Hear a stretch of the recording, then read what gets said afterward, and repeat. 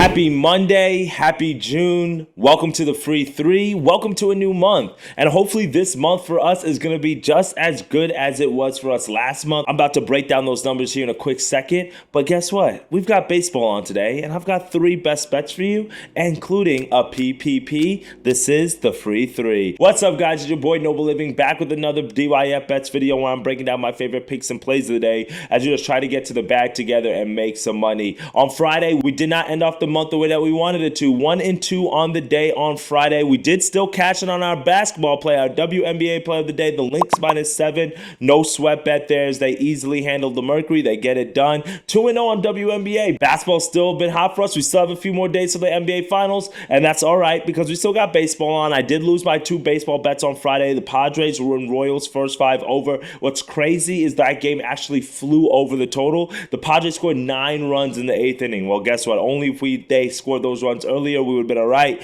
Astros first 5 money line, they didn't get it done. So 1-2 on Friday to wrap up the month.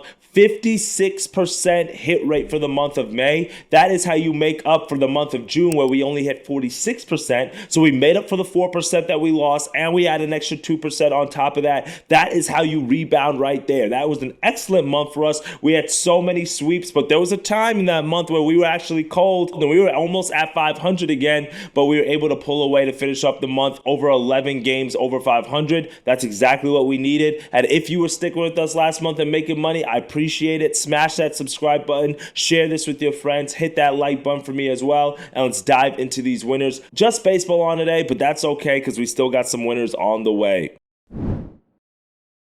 For my first best bet of the day, we're going to go to my value play of the day. We are going to head out to D.C. as the Nationals are taking on the Mets as they are coming into town. And I actually like the Mets here in this matchup, and I'm going to take them on the money line plus 105. Now, I know a lot of people have written off the Mets this season, rightfully so. They're not that good of a team. They have not been playing up to their usual standards, especially for the roster that they have. They should be better than 24 and 35. We saw one of their relievers throw the glove into the stands. Like, that's just not good baseball. That's just not professional. But this Mets team, surprisingly, if you pick them in the right spots, they're able to cash in for you. We took them on Friday against the Diamondbacks, and they were able to win that game 10-9. And that was the biggest thing that I really paid attention to with this Mets lineup over the weekend. This Mets team, yes, their bullpen has not been strong, but their offense was one of the main concerning points. Alonso still leads the team in home runs, but he hasn't been playing that well. Lindor as well, he hadn't been playing that well. But over the last few series,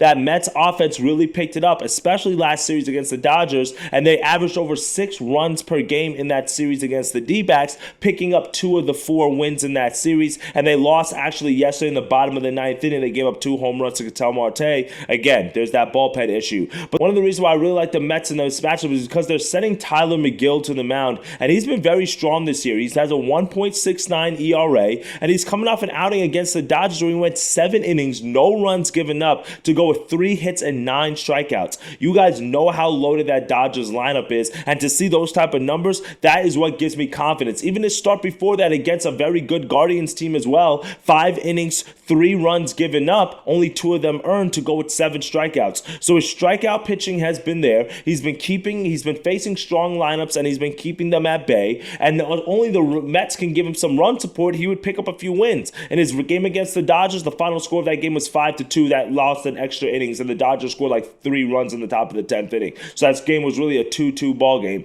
In the game against the Guardians, 3-1 loss for the Mets. So again, that's why I'm encouraged by the way the Mets offense looked over the weekend, because I believe that they can give him the run support. They're going to need the run support because Mackenzie Gore is pitching for the Nationals, and Mackenzie Gore has been solid this year. 2.91 ERA to go with 72 strikeouts and a 4-4 record. He faced the Braves in his last start, which was a 7-2 win for the Nats. 5 1/3 innings, 6 hits, 1 earned run given up to go with 10 strikeouts. That's exactly what you want to see, and that's what I think that Mackenzie Gore is capable of. I do think that this is a game that leans a little bit towards the under, but I'm going to take the Mets here on the money line because I just like the way that offense has been looking. The Nationals have not been as strong lately as we've been seeing from them over the past month or so, but also a stat that I saw that gave me encouragement. The Mets are 5th in runs per game over the last 3 games, like I mentioned, or scoring scoring over 6, but they're actually second in all of baseball in away runs per game, averaging over 5. So for me, this is the team that is a lot better away from Citi Field. They're going to be away from Citi Field today as well. I like them today against the Nationals, who are actually traveling as well, as they played yesterday against the Guardians. So I like this spot here for the Mets. I'm taking them on the money line plus 105. For my second best bet of the day, speaking about away runs, there's a team in the majors that's the number 1 team in away runs per game, and that's actually the San Diego Padres. And I'm going to take them today on the road on the money line against the Angels, minus 140 odds. Now, it's a little bit more expensive than I like to give out, but we're just in that time of the year where you're going to have to start laying a little bit of juice for some of the winners that you want, and that's just what we're going to get in this situation here. The Padres 32-30 on the year, 19-11 away from home.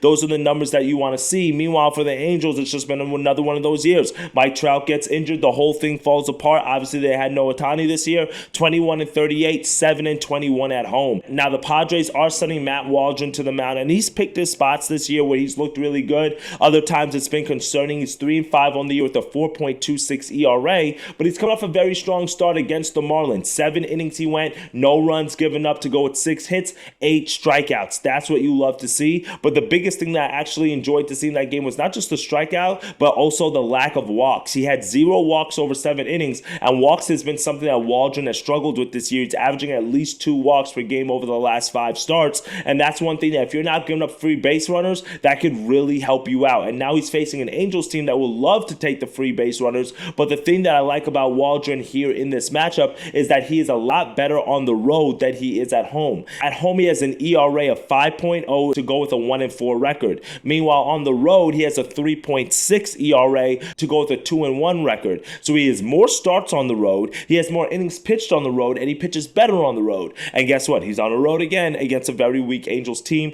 I like that today. Give me the Padres on the money line. Now, Tyler Anderson is somebody who's on the mound for the Angels. I know I didn't really break him down much. I just don't think they're going to get the run support and all that, in all honesty. Anderson, 2.47 ERA. Last start against the Yankees was a 2-1 loss for him. He went 5 innings. He only gave up 1 run, which was a mistake pitch home run. That's what you can expect out of this Angels team. You're going to pitch well, and they're not going to give you the run support that you need. But also, Anderson struggles with the walks. 6 walks in his last game. You definitely can't do that against this Padres lineup. You let Arise get on, and he's going to take pitches. You let Tatis get on because of a walk. Machado get on because of, there's just too many offensive weapons there for the Padres. So give me the Padres again on the money line, minus 140. Now, for my last best bet of the day, it is our PPP of the day, our player prop parlay, and we're going to go with the hit parlay here, and we're going to go with Luis Arise to get a hit, Corey Seager to get a hit. Parlay those two together, that gets you to minus 115 odds. Now, you know I like to go for plus value on these, but these are 2 guys who I think are going to get it done for what should be a very safe, no-sweat bet. Corey Seager, one of the hottest hitters right now in all of baseball. 14-game hit streak my guy is on. The numbers are undeniable. He's batting over 268 on the year, but over the last 15 games, batting over 300. You love to see that. In his last 5 games, 19 at-bats, 7 hits. Against Detroit this year, 3 games, 4 hits. So if Corey Seager's a guy, he's just been crushing the baseball lately. Like I said, longest hit streak in the league right now, up to 14 games. He had another hit yesterday. There's no reason why he shouldn't get one today. I know Scooble's a good pitcher for the Tigers, but I like Corey Seager at home. Let me get him to get a hit. Now, Luis Arise also is another guy that I really like to get a hit today, batting 340 on the year. How do you deny that? That's just amazing. Over the last 5 games, he's had 19 at-bats. That's 8 hits. That's good for a 4.21 batting average. Against the Angels this year, he's had 3 games, 3 hits. You love to see that for a 33 batting average. He himself is also on a hit streak, a 9-game hit streak, and at least 1 hit in like 22 of the last 25 games. You can't deny that. Undeniable stuff. My man's been going absolutely crazy. He batted 389 in the month of May. That's wild. That's absolutely wild. So let me get Luis Arise to get a hit, Corey Seager to get a hit. Even though it's not plus chicky, it's really good value to tuck us in for our player prop parlay. Well, that's it for me today, my friends. 3 best bets, 3 winners that are headed your way for this baseball slate. Give me the Mets on the money line at plus chicky. Give me the Padres on the money line laying a little bit of juice. But then give me a player prop parlay between Corey Seager and Luis Arise to tuck us in, and that should get us over the hump. For more best bets, picks, and plays I'll be looking for throughout the day, click the link in the description. Join the free Discord group. Can't wait to see you on the other side, my friends. Let's get to that cheddar, and let's get that money, and I'll see you on tomorrow's video. Later, gang.